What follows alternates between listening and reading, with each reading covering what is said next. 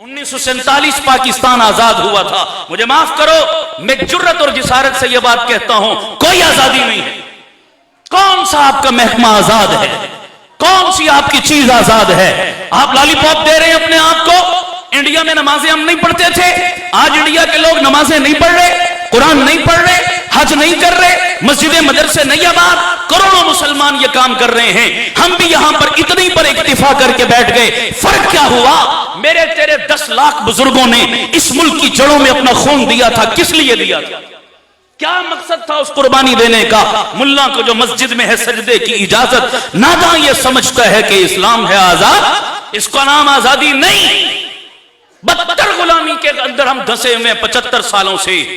فکری اور ذہنی غلامی میری قوم کا سب سے بڑا مسئلہ ہے، اور یہی غلامی آنے والی نسلوں کے دماغوں میں ہم منتقل کر رہے ہیں.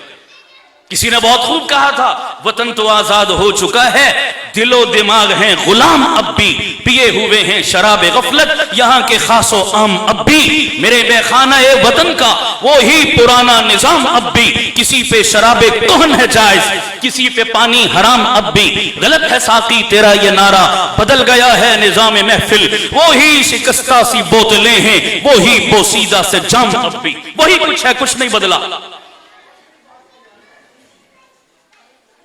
شکایت ہے مجھے یا رب خدا بندان مکتب سے، سبق شاہی بچوں کو جو دیتے ہیں خاک بازی کا. یہ خاک بازی سے نکالو، یہ شاہی بچے ہیں، یہ آپ کا مستقبل ہیں، سرمایہ ہے آپ کا. غلامی کی زنجیریں توڑو، اپنی ملت کو قیاس اقوام مغرب سے نہ کر.